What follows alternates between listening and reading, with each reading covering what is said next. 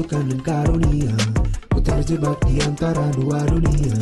Jalani sebuah kutukan dan karunia. Ku terjebak di antara dua dunia.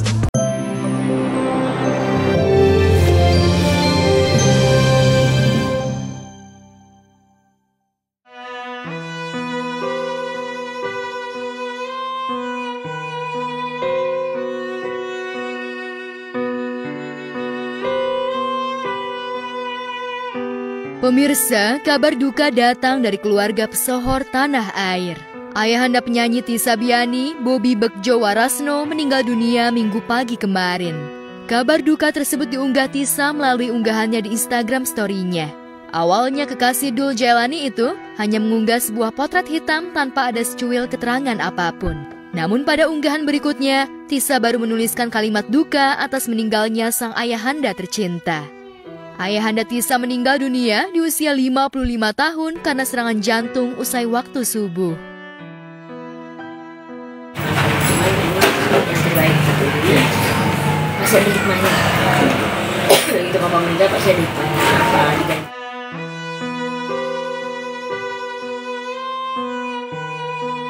Innalillahi wa inna ilaihi roji'un. Telah berpulang ke rahmatullah Bobby Begjowarasno bin Mitsumitra, suami dari Dian Estening Adi, ayahanda dari Alita Biani, Tissa Biani dalam usia 55 tahun. Demikian kabar duka yang ditulis Tissa di Instagram pribadinya. Tissa juga meminta doa untuk kepergian ayahanda tercinta. Semoga amal ibadah beliau diterima di sisinya. Dan semoga keluarga yang ditinggalkan diberi ketabahan, keikhlasan. Amin ya Allah.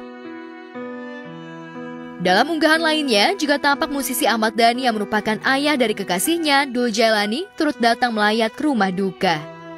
Di kolom komentar tampak ucapan bela sungkawa datang dari sahabat, kerabat, dan fans Tissa.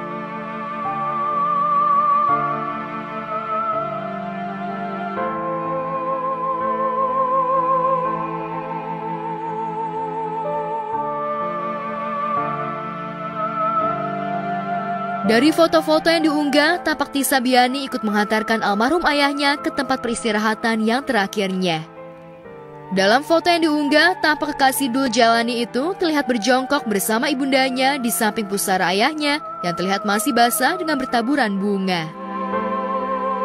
Iya, ikutin aja apa yang Allah kasih ke depannya.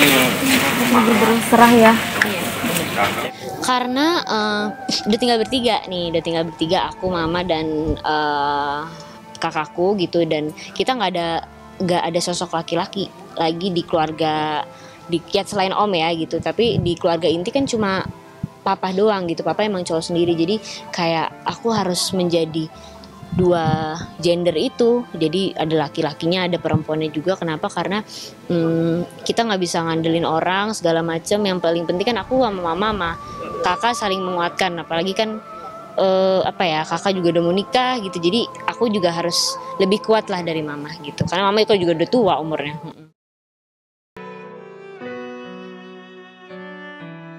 Tidak hanya mengunggah kabar duka atas meninggalnya salah satu orang yang paling ia cintai dalam hidupnya itu, Tissa juga membagikan unggahan foto kenang-kenangan dengan sang ayah saat sedang umroh bersama ibunda dan kakaknya beberapa waktu lalu dengan latar belakang Ka'bah. Seperti inilah suasana rumah duka yang terletak di kawasan Depok, Jawa Barat beberapa saat setelah pemakaman ayah Tissa Biani. Beberapa karangan bunga yang masih terpampang di halaman rumah. Raut sedih pun masih terlihat dari wajah Tissa. Mata sembabnya terlihat jelas menggambarkan kesedihan dirinya ditinggal pergi ayahanda untuk selama-lamanya. Lantas seperti apa kronologis meninggalnya Bobby Begjowarasno? Dan seperti apa kedekatan Tissa dengan almarhum ayahnya itu? Takdir Allah,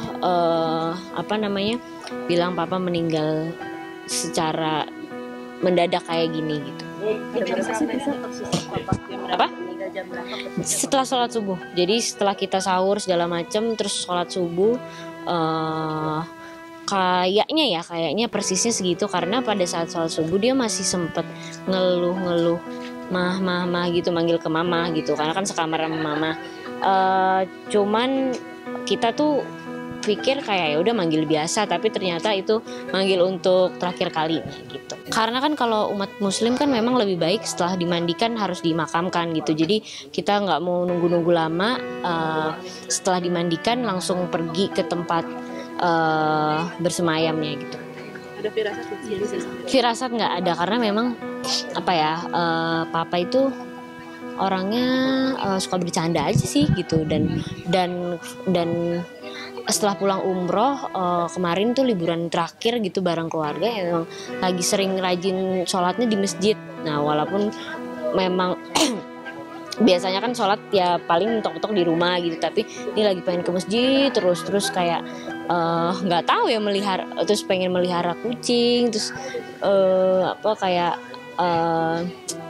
pokoknya gak nyangka aja sih gitu, firasatnya juga gak ada. Karena kan papa juga, aku udah tahu papa sakit gitu, jadi firasat kayak omongan-omongan gak ada. Emang kita udah kayak temen sih hubungannya, bukan kayak bapak anak, jadi bercanda-canda biasa.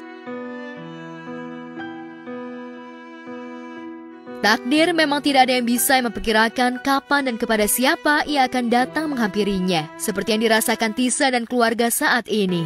Betapa tidak, di saat tengah khusyuk menjalani ibadah Ramadan menjelang Hari Raya Idul Fitri, Tisa dan keluarga harus menelah duka ditinggal pergi ayah tercintanya. Seperti apa Tisa merasakan ujian kehidupan yang maha berat itu?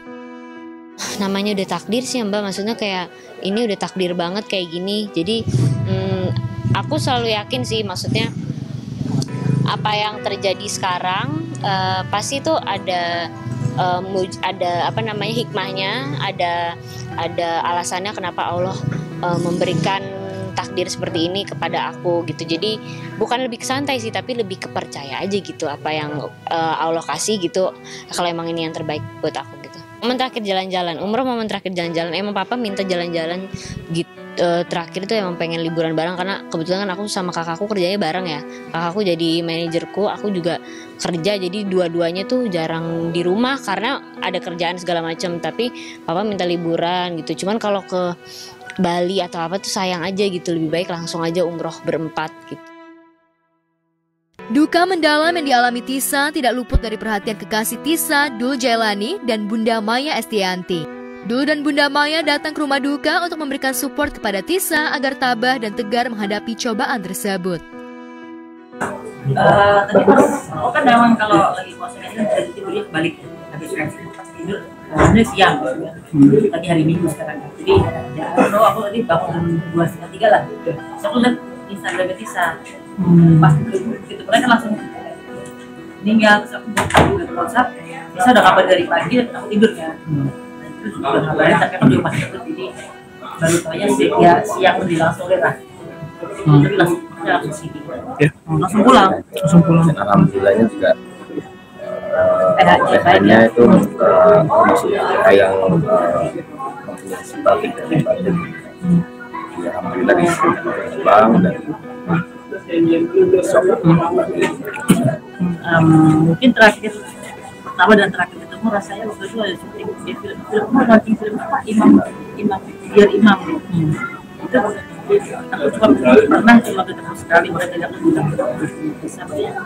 Saya belum terlalu mengenal baik ya. Kalau mamanya Tisha kan udah sering chat ya. Kalau bapaknya kan saya pernah jarang banget.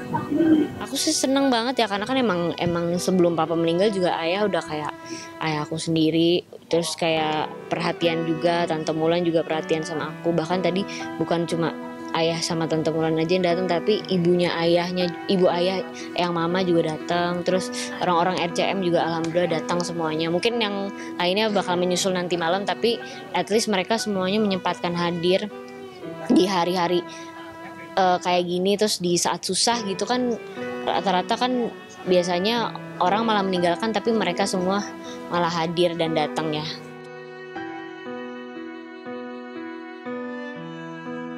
Selama hidup, sosok ayah menjadi penyemangat Tisa dalam berkarir. Lantas, adakah kenangan dan pesan almarhum yang belum terwujud hingga ajal menjemputnya? Boleh jalannya di perkembangan, termasuk papa juga meninggalnya juga tujuan yang baik, dan juga akhirnya kayak dosa-dosanya dan juga seluruh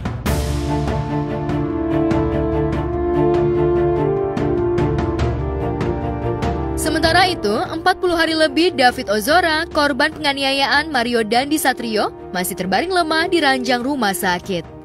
Namun begitu, kondisi remaja berusia 17 tahun putra Jonathan Latumahina itu menunjukkan perkembangan yang menggembirakan.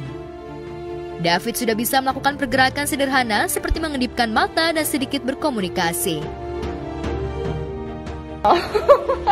Bapakmu pengen lihat loh. Tapi kerenan senyum gini aja tadi. Iya. Alhamdulillah kondisinya sudah dari pertama masuk sampai sekarang progresnya sangat positif. Namun kalau dikatakan sembuh, kan saya juga melihat di beberapa media sudah bisa berdiri tegak, itu sebenarnya belum. Bukan. Karena masih dibantu pakai tempat alat terapi itu karena merupakan fisioterapi yang dilakukan dari tim dokter, karena David sudah hampir sebulan terbaring di tempat tidur, otot-ototnya tidak digerakkan sehingga ada penyusutan. Jadi harus ada fisioterapi untuk tadi bagaimana ada pemulihan otot dari kondisi David sendiri. Terus kemudian untuk respon itu sudah mulai ada respon. Jadi sudah bisa mendengar perintah-perintah kecil seperti suruh buka mulut untuk makan, suruh nengok kiri, nengok kanan. Juga sudah bisa, namun tingkat kesadarannya seperti mengenali ayahnya dan ini juga itu masih belum. Dia masih ada semacam tremor lah di kaki, terus kemudian pergerakannya juga masih agitatif, jadi masih diikat lah. Masih juga ada pasang traksotomi ya di sini. Traksotomi ya untuk pernafasan, karena juga dia belum secara penuh sadar cara ngirup udara gitu, jadi masih pakai alat bantu. Perkembangan secara kognitifnya itu pelan-pelan ada kemajuan, tetapi belum terlalu signifikan. Dia sudah bisa mengikuti gerakan tangan. Kalau matanya memang kosong ya, fokusnya belum dapat, tapi kadang-kadang dia bisa ngikutin gerakan tangan. Dalam video yang dibagikan ayah David, dalam seminggu terakhir, putranya itu menjalani fisioterapi agar bisa berdiri. Terapi talking table tersebut membantu David untuk berdiri dengan ditopang sebuah alat yang ada. Terapi tersebut diberikan agar David dapat melatih otot kakinya. Dari video yang diunggah ayah David, terlihat secara perlahan David melangkahkan kakinya selangkah demi selangkah dengan dipandu oleh 2 orang petugas rumah sakit. Setiap pagi sama sore itu sekarang itu di fisioterapi. Jadi tangan sama kakinya itu digerak-gerakin. Itu sih yang terbaru. Memang David ini katanya miracle banget kata dokter. Jadi cepet banget ininya. Jadi dokternya nggak nyangka harusnya butuh beberapa hari lagi, tapi ternyata lebih cepat lagi gitu. Jadi sebenarnya sih yang kita sekarang sama-sama fokuskan ya, kita sama-sama doa aja buat David supaya dia bisa ceria lagi. Jadi dia memang terakhir dipasangin musik terus, musik yang dia suka biar dia memorinya bisa normal lagi, traumanya hilang. Yang disuka sama David Mas? Musik inilah pokoknya metal. Tadi papa kaget kirain kalau terapi gitu kan klasik gitu. Ternyata kan memang ada music therapy kan ya. Itu memang ada kan. Biasanya kalau untuk yang seperti ini musik yang tenang, yang relaksasi gitu ya. Tapi begitu saya dengar musiknya yang heavy metal gitu ya, tapi dia bilang orang David itu kondisi normal itu dia kalau tidur pakai headphone musik yang keras gitu, kalau dicopot malah bangun. Jadi itu jadi unik. Secara fisik, kondisi David terus mengalami perkembangan positif. Namun karena mengalami kekerasan di bagian belakang kepalanya, maka masalah yang terberat yakni terletak di saraf otaknya yang masih belum bisa mengenali orang di sekitarnya. Tapi dari hari ke hari itu perkembangannya David itu semakin baik karena udah sering buka mata, walaupun memang dia tidak mengenali orang-orang di sekitarnya dia. Kemudian juga gerakan-gerakan tangan dan kaki bahkan lebih dari biasanya. Melihat kondisi anaknya tersebut, ayah David tidak akan pernah memaafkan pelaku yang menganiaya putranya. Untuk itu, ia ingin agar pelaku penganiayaan tersebut dihukum seberat-beratnya. Sementara itu, terkait kasusnya tersebut, Pengadilan Negeri Jakarta Selatan telah menyidangkan pelaku anak AGH setelah kedua belah pihak gagal dalam proses diversi atau musyawarah. Iya, kalau dari apa yang diinginkan oleh orang tuanya itu adalah siapapun yang terlibat dalam perkara ini harus masuk dengan sendirinya, karena anak AG ini terlibat juga di dalam itu sesuai dengan fakta hukum yang ada, bukti-bukti maupun hasil rekonstruksi itu AG punya peran, sehingga harus dia bertanggung jawab atas perbuatannya di mata hukum. Kalau klien kami Mario ya bisa diperiksa ya. Kalau masalah kesehatan gimana ya, itu ahlinya lah dokter ya, lebih tahu lah ya. Tapi klien kami selalu siap mengikuti proses hukum ya kan. Klien kami juga kan selalu merasa menyesal ya. Klien kami Mario itu selalu merasa menyesal dan meminta maaf. Dalam sidang yang digelar beberapa waktu lalu itu, Jaksa Penuntut Umum atau JPU telah membacakan dakwaannya. Pelaku anak AGH terancam hukuman 5 tahun penjara. Pembacaan dakwaan, kami selaku kuasa hukum dengan perwakilan keluarga tadi pamannya anak korban David menghadiri mendengarkan langsung pembacaan dakwaan.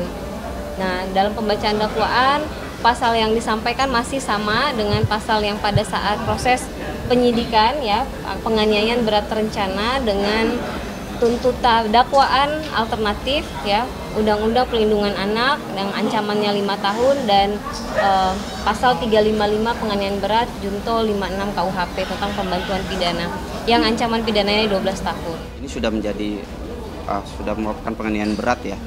Jadi untuk di versi itu sudah memang sudah nggak ada, intinya seperti itu. Amat sangat tidak memungkinkan.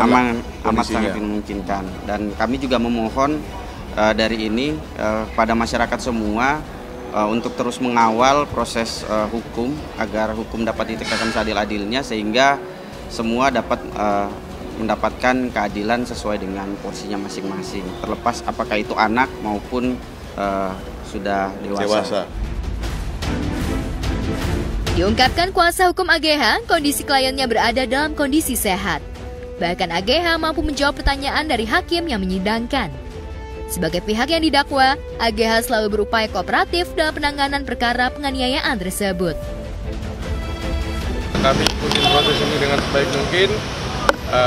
Banyak pihak juga yang terus mendoakan ini, maka kami terus juga untuk mengikuti proses ini untuk keadilan bagi semua, termasuk untuk Ananda David pastinya.